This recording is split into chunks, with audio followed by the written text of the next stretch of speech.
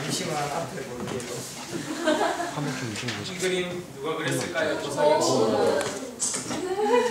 조상혁 씨 누가 그렸을까요? 이 그림은 1889년, 그러니까 고가 죽기 1년 전에 그린 별이 빛나는 밤에라는 그림입니다. 그러면 어려운 문제를 하나 낼 텐데 고는 언제 죽었을까요? 그렇지. 1890년에 엄청난 그림이 나왔는데 이 그림 아시는 분? 이 그림의 이름은 교육이라는 그림이고 종교와 과학의 화합을 그린 그림입니다. 그래서 저는 지금 오늘 종교와 과학의 관계에 대해서 잠깐 얘기를 할까 합니다. 이 책은 먼저 들어가기 전에 베르나 하이젠베르크가 과학자들하고 똑똑이들이 모여서 얘기한 거라서 이해하기 좀 어렵고 모호합니다. 그리고 대화체 형식이라서 자기가 주장하는 게 아니고 그냥 이렇다라서 보다 보면 결론이나 주장이 없는 부분도 있습니다. 그래서 읽기에는 상당히 불편하지만 얘기를 한번 나눠볼게요. 보면 플랑크는 종교와 과학의 관계를 실제로 전혀 다른 두 영역에 각각 관계되는 것이기 때문에 둘이 서로 잘 조화될 수 있다고 생각합니다. 자연과학은 객관적인 물질 세계를 다루고 종교는 가치의 세계를 다루므로 자연과학은 기술적으로 한 목적적인 행동에 대한 기반이고, 그러니까 목적에 맞는 자기가 목적에 다가가기 위한 그런 기술적인 행동에 대한 기반이고, 종교는 윤리의 기반, 그러니까 사람이 마땅히 해야 할 도리나 지켜야 할 행동 같은 거에 기반이 되는, 그러니까 자연과학은 우리가 현실의 객관적인 측면에 어떻게 대응하며 또 어떻게 대결하느냐의 방식이고, 종교적인 신앙이란 반대로 주관적인 결단의 표현이라고 표현하고 있습니다. 이에 반해서 하이젠베르크가 의문을 품는데요. 인간 공동체가 지식과 신앙의 이 날카로운 분열 속에서 이렇게 분리한다면 얼마나 같이 공존할 수 있을까 우려를 합니다. 그러자 갑자기 볼프강이 종교가 성립되었던 당시에는 그 사회가 가지고 있던 모든 지식이 바로 그 종교와 가치의 이념을 핵심을 이루는 영적인 형태를 구성하고 그 형태를 집합되어 있었음에 틀림없다라고 얘기합니다. 그러니까 볼프강은 종교적, 과학적으로 분리하면 안 되고 하나로 봐야 한다는 견해입니다. 그러니까 볼프강은 아인슈타인과 같은 견해인데 어떤 견해냐면 중심 질서는 주관적이면서 객관적인 영역에 속하는 것이다. 그러니까 어떤 물체가 있으면 종교적으로나 과학적으로나 둘 다로 설명할 수 있으므로 하나로 보자는 거죠. 하나로 보자고 하니까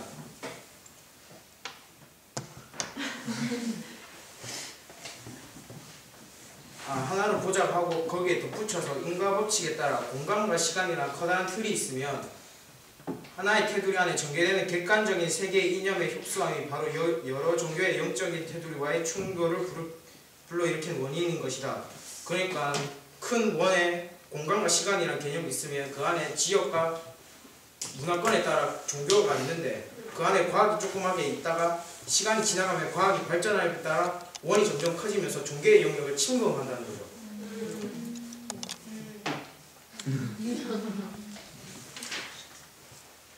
이 말을 듣고 갑자기 폴 디락이라는 아주 부정적인 사람이 종교는 일종의 아편이라고 얘기합니다. 아편. 신이라는 개념은 도대체가 인간의 환상의 신물에 지나지 않는다. 우리보다도 훨씬 자연의 위력에 눌려 살던 원시 민족들이 자연의 위력에 대한 공포에서 그 힘을 이윤화해서 신성의 개념을 이르게 되어야 하는 것은 상상하기 어렵지 않다. 민중의 행복한 소망의 꿈으로 부풀게 해놓고 그들에 의해서 일어나고 있는 부정을 기만하기 위해서 민중에게 던지는 일종의 아편인 것이다. 그러니까 정치적 권력과 종교의 화합을 부정적으로 보는 거죠.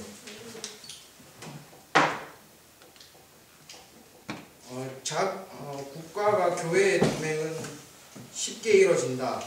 의무를 다하는 사람에게 크게 보답하신다는 환상을 이 두 단체는 공통적으로 필요로 하고 있다.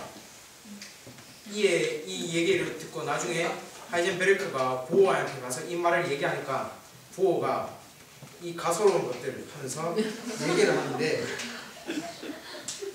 종교와 과학은 건드리면 안 된다라고 합니다. 종교의 언어는 과학의 언어보다는 시의 언어에 가깝다고 말할 수 있다.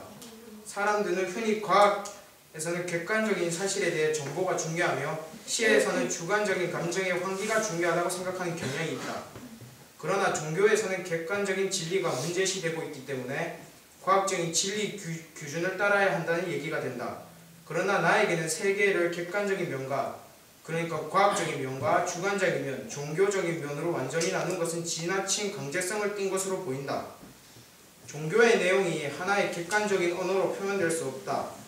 그러니까 종교는 믿음에 의해 만들어지고 거기 종교와 과학의 경계선을 그어버리면 한계선을 그어버리면 안 된다는 거죠. 같이 사는 존재, 그러니까 둘 다 그냥 받아들이는 형태가 돼야 한다는 거죠. 이 말을 듣고 저희 조에서 극단적으로 생각을 한번 해봤는데 종교와 과학이 학문적으로 네가 옳다, 내가 옳다를 끝까지 파고들어서 결론을 낸다면 어떻게 될까?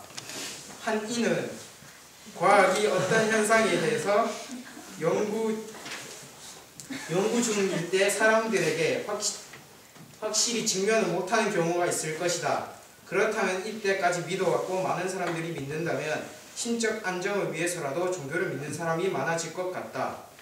이에 이 얘기를 듣고 어떤 이가 과학은 누구나 믿고 따를 수 있는 객관적인 사실만을 전한다. 반면에 종교는 반론이 들어올 때마다 끼워 맞추기식의 의견을 내세운다. 따라서 전면적인 토론이 벌어지면 과학이 승리할 것이다. 이 말을 듣고 어떤 이가 인류 최초의 학문이 종교인 만큼 무고한 세월 동안 인간의 정신적인 부분을 담당해 왔기 때문에 사람들과 분리는 절대적으로 불가능하다라는 얘기가 있었습니다.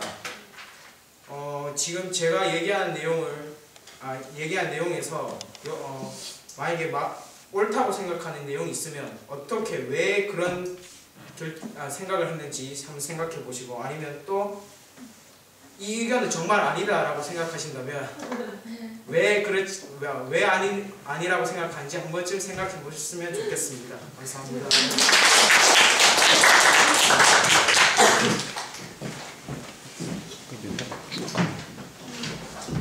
김명진이 부분과 전체라는 책을 읽고 종교와 과학 간의 관계에 대해서 여러 사람들의 말을 인용한 책을 읽어주면서 자신들의 의견도 발표해